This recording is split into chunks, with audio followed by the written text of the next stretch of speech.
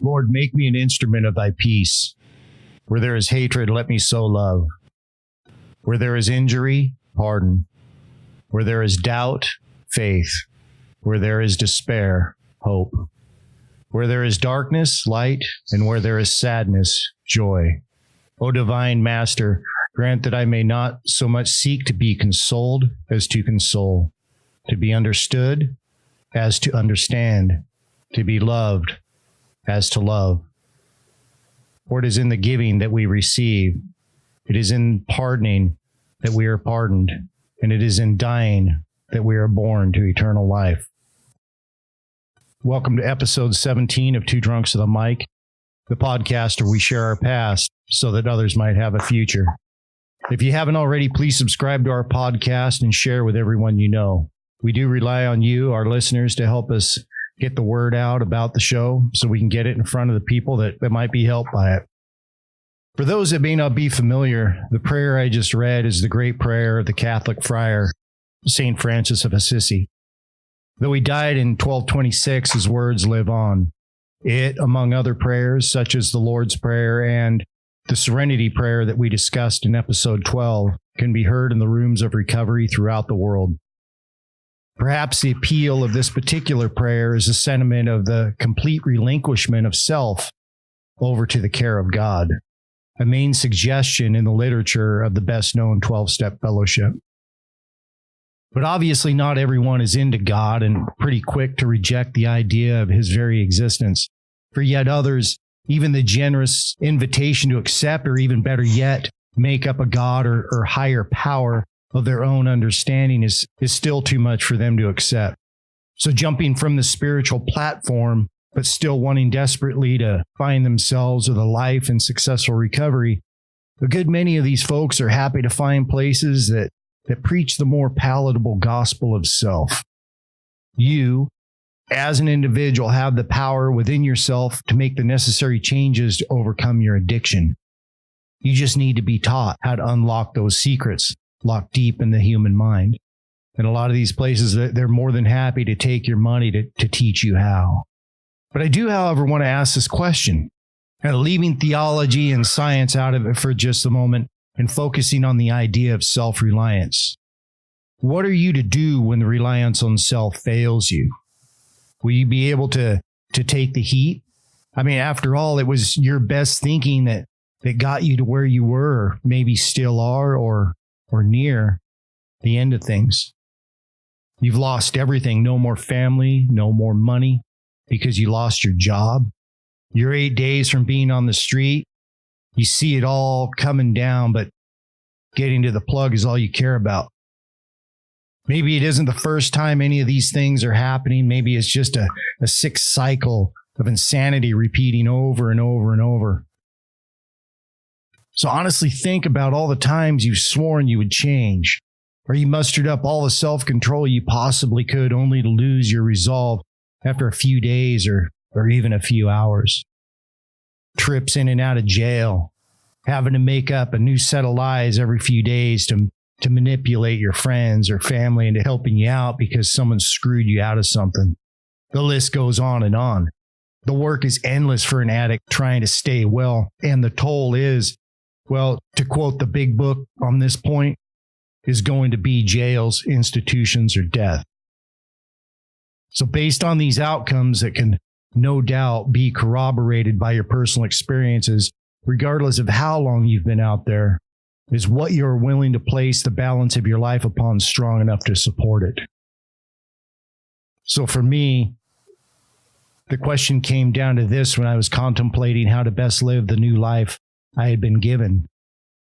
Does what I was choosing to believe in my case, God, have the ability to sustain me when there is nothing else left? Basically, can it keep you out of the weeds? When you think of this, Randy, was this one of those conclusions you came to kind of naturally, or did this sort of take on an evolution, I guess, throughout your years in recovery? Well, Ian, I don't see how one could really get sober relying on himself, because when you're in the mix of this thing called alcoholism, you don't say when the dance is done. When you get the opportunity to get a little bit of sobriety, we need to be grateful for just that. For just those 3 days or 4 days, it has to become everything. I knew that. I've tried it time and time again, and a lot of us have, to stop on our own. So, Ian, when you said that prayer, what came to my mind was love others.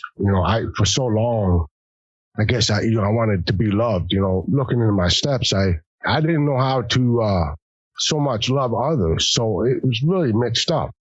And when you said that prayer, Ian, that's such a key component to just life in general. And as an addict and an alcoholic, we're definitely doomed to be in our heads if we're idle. It's very, like talking to Luke, and we've all been very busy with our lives, and it makes it a little bit easier to be, spiritual. But when I'm alone and idle and things get dark, as we talked about, that's very tricky. So I hear what you're saying, Randy. And, I was asked one time if it was possible to achieve recovery, without God or without Christ. And I said, yeah, I think it is. Because I think sometimes we're talking about two different things, I guess. I think when we're talking about the idea that when somebody enters recovery, okay, and they have to admit that they're powerless over alcohol or over a substance.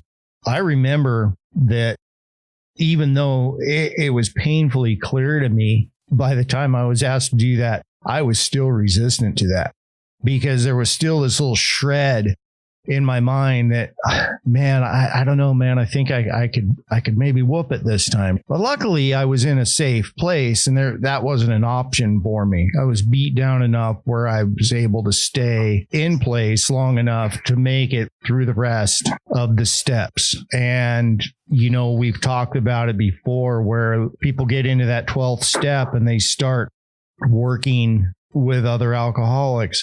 Luke, you even mentioned that once you got to step 9, I think it was, and if I remember right, you jumped and you immediately did start working at the best you could with other alcoholics, other addicts. For me, that was a big deal, man. We would go and do H&I panels and stuff like that. I went back to the detox center that I detoxed in. I went to the hospital. And at that point, man, I probably had 7 months sober. But for me, I look at two experiences that I had, and I've talked about this before. I had the one experience where I was scared so bad by a really gnarly detox situation that I swore to God that I would never drink again. And I mustered up all of the willpower, I guess, that I had, and just made what I thought were the necessary changes to be done with it for good.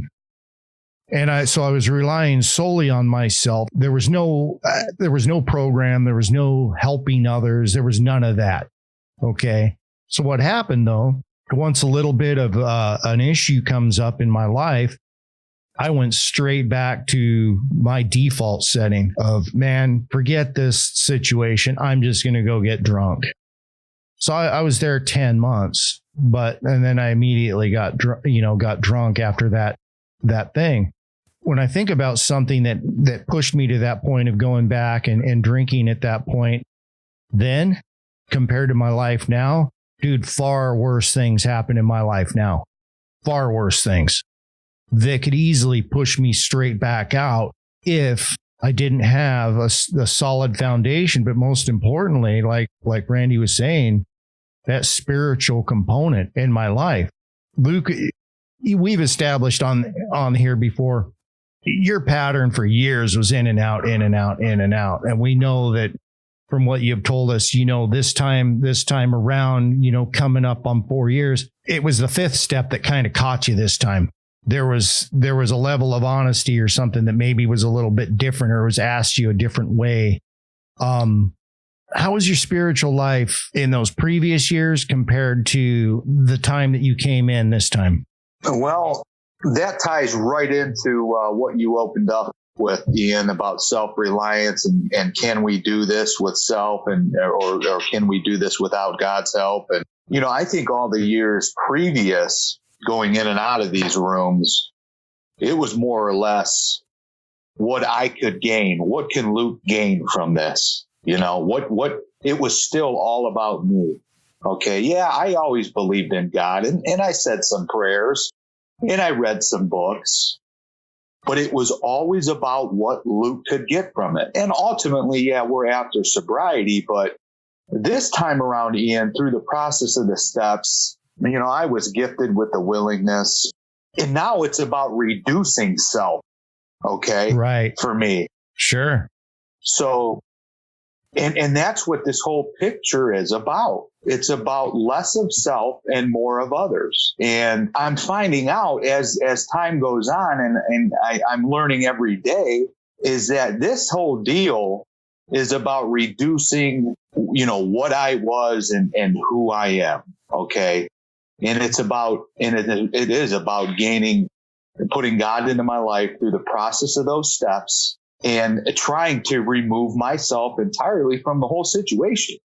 And that's hard at times, especially right now. Life is very, very busy. And, I'm challenged with it daily. But man, I'm so glad I hopped on with you guys tonight because I needed this more than anybody.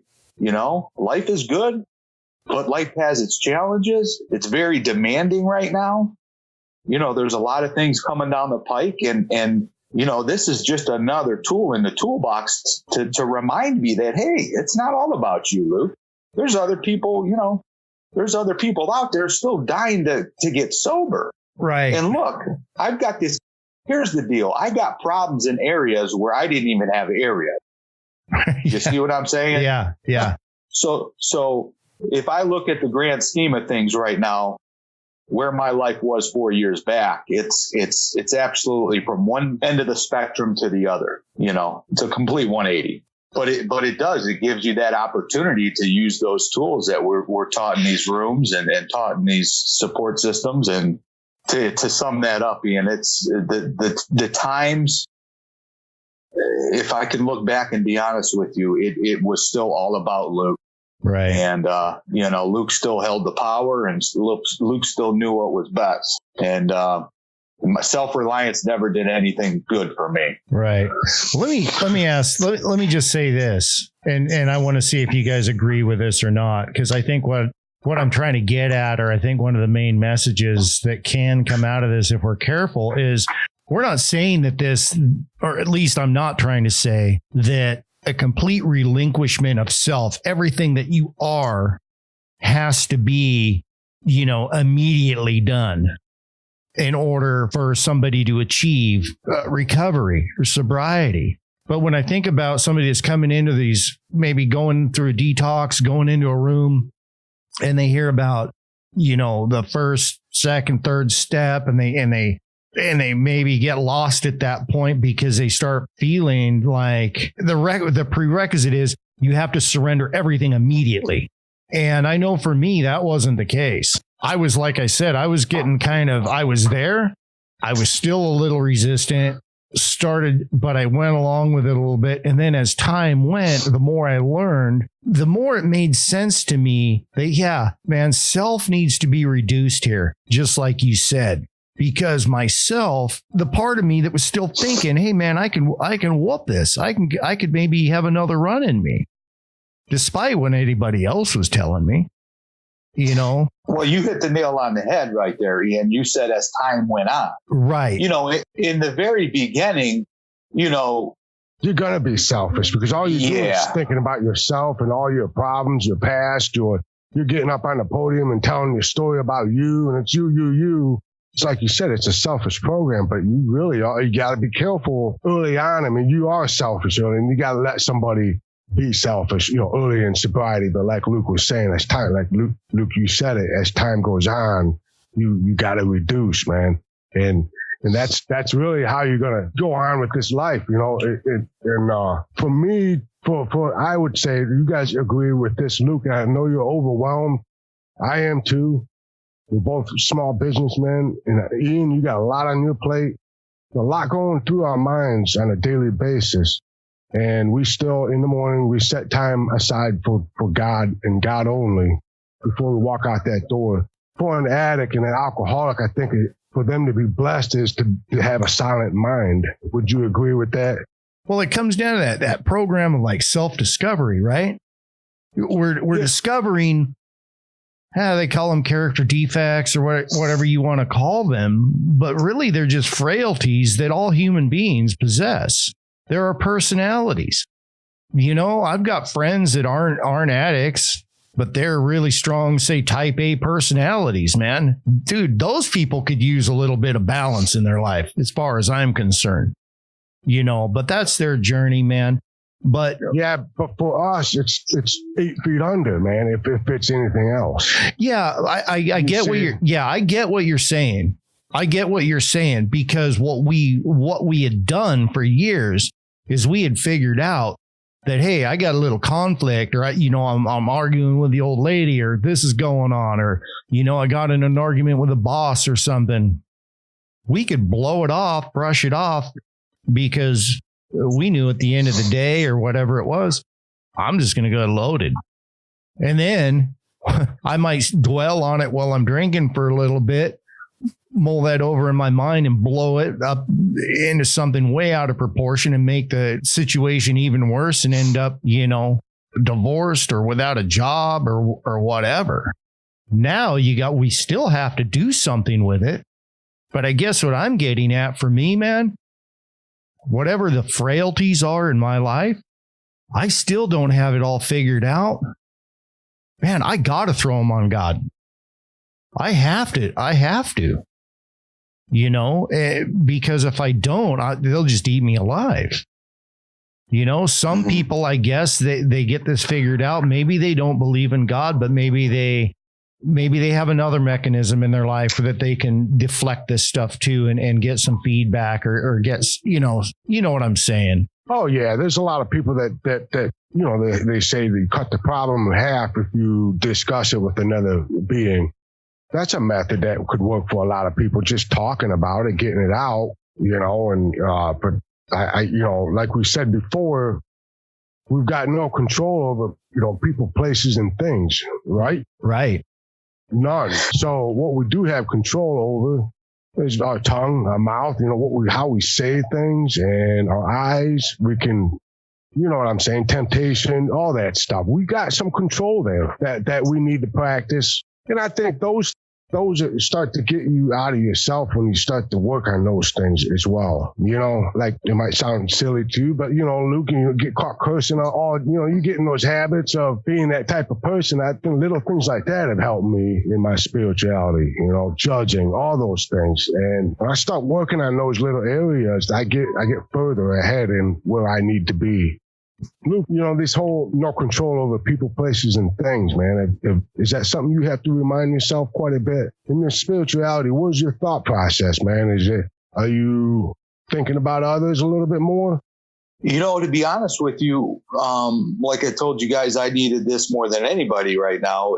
The last few weeks have been pretty much self-absorbed, thinking about what Luke needs to do, And yeah, I'm going to my meetings, and I caught my sponsor at a meeting last night, and we were talking to a new guy that's coming in, and my sponsor had to remind me, hey, I know your life's busy, but let's not forget what we're doing here. Let's not forget the prize.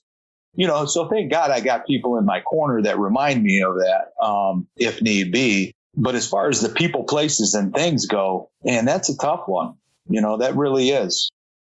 Certain situations in my life, I still think I should control. I like to pick and choose those, and I know that's not right. So, I'm a pretty easygoing guy. I don't tend to hold grudges too long, things like that. But that doesn't mean on a day-to-day basis that I don't manipulate certain situations to fit my schedule or my needs. You know what I'm saying? And it just goes, it just happens naturally, you know, and at the end of the day, I'll look at certain scenarios and like, man, Luke, you really, you know, yeah, you're really good at that. Yeah. Right. But you know, one of the hallmarks of, you know, something like an AA or maybe NA too, you know, they always say that it's progress, not perfection. And I think that that's really applicable to this type of thing because like we mentioned a minute ago, we're still people, man. We still have jobs and other things that we need to deal with in our lives. So it's not like the problems go away. We don't have the same options of dealing with them that we had for years. Okay. Yeah, we can't run from them. We can't run from them. I was a runner. That's what I did. Right. When things got hot and heavy, boom, I was gone. Right. We were professional runners, justifiers. We could justify anything, you know. Sure. And if the justification didn't work out, well, I just drink a little bit more until the justification made sense. So I get what you're saying, but I guess what I'm hearing Randy say, what I'm hearing you say, Luke, and I think what my personal experience with it was that once the idea that self needed to be reduced started to make a little bit of sense, self did start to reduce where it needed to reduce. There was a method to it. You know, yeah. I'm talking with a sponsor. You're talking with a sponsor. Dude, having a conversation, a meaningful conversation with another human being was something that I had no interest in. So for me, looking back on it now, looking at even that, you know, that practice, that was a big deal. But it kind of snuck up on me.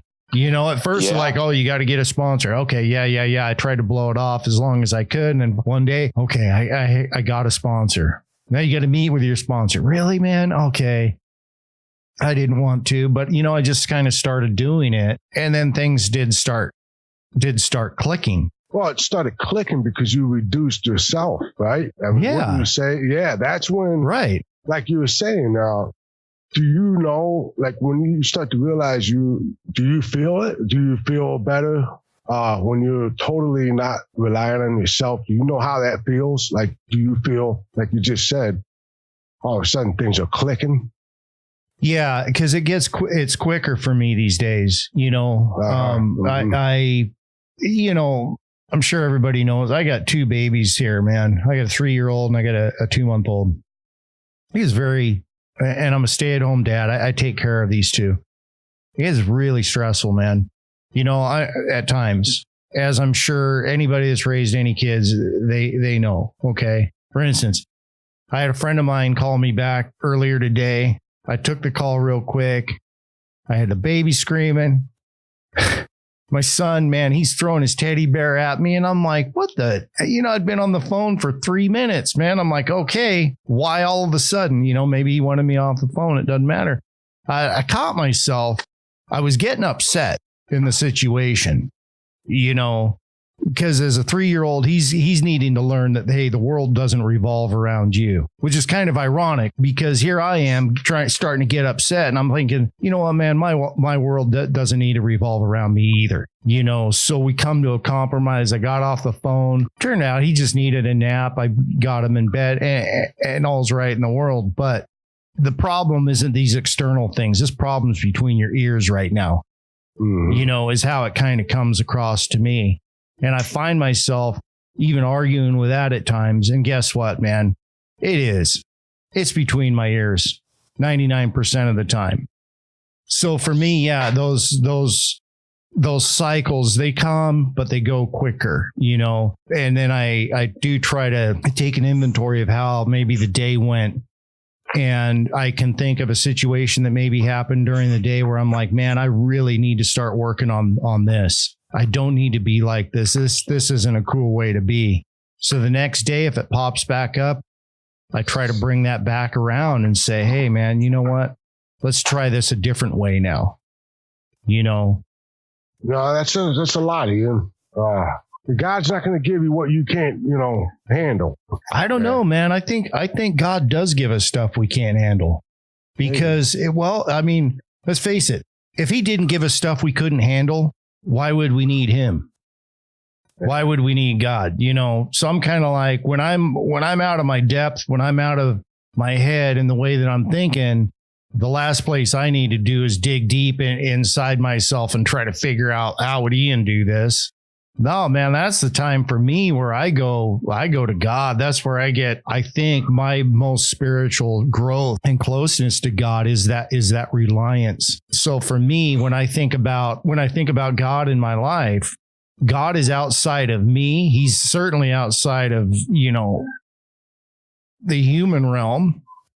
That's a good, safe place for me to go and take all of this garbage with me, and try to get it figured out on the spiritual plane rather than just sit there and dwell on it, Yeah. But I also believe, he does a lot of work through people. Yeah, this whole, for the newer people that may be listening, this whole recovery process, it's a personal journey. And, what we're touching upon are our experiences throughout our recovery journey.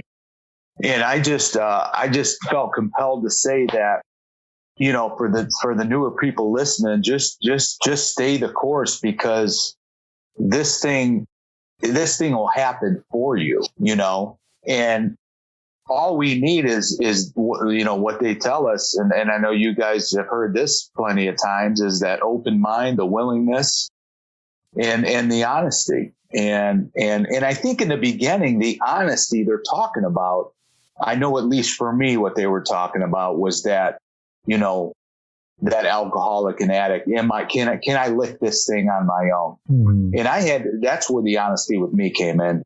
I had to come to the point to where, no, I came to that point that I was absolutely out of options. I was out of ideas. I was just for whatever reason, for the first time and maybe ever, I was actually able to take an honest look at my life and see where it really was for what it really was. Right. And that's where the honesty came in. And that's where I needed to start letting God in and doing it some other way, because my way wasn't working. And as soon as I did that, these things started happening. Sure. And these experiences started happening. And I liked what you said also earlier, Ian, is the things that you've been through this time in your sobriety were way worse than the things that you've gone through and drank again. Yeah. And I can totally relate to that. We can only attribute that, for me anyway, I can really only attribute that to the presence of God in my life. And I think that's kind of what I'm grateful for, is because if I was still in that mode of self-reliance, that white knuckling it, that kind of that in and out mode, I guess, I'd be a goner, man. It seems to me that you two are similar when what would send you guys back out, it sounds like any kind of confrontation or bad news. I mean, I guess that's very common, but I struggled with things got real good, or like a big whatever promotion. Yeah, me too though. I'd celebrate. Oh, let's go drink. It's that would always trigger me. I always knew that when things were bad, I knew the alcohol was going to take it down even further. Mm-hmm. I guess, you know what I mean. Yeah. It seems like, because I remember, Ian, when you were sober for 10 months, and I do remember the incident you talked about that you had up there in Oregon with an individual. And all it was just talk. Yeah. And your feelings, however that affected you, that right there was probably something you tapped on in your fourth and fifth step. So back then, what was sending everybody, you guys back out, was you just weren't emotionally stable. You had a lot of mixed, right? Not at all. No. Yeah, I mean, I was, it was funny because, I spent nearly 6 years in the Army, and you'd think, the Army builds you in a certain way. I think there can be a lot of good, but there's also a lot of room to stay stunted in the military too, man. Because, dude, you're training hard, you're working hard, you're, going to combat and all this stuff. You get a little time off, dude, you want to be a kid again. you know, and got out when I was 22, I think. I was still a kid.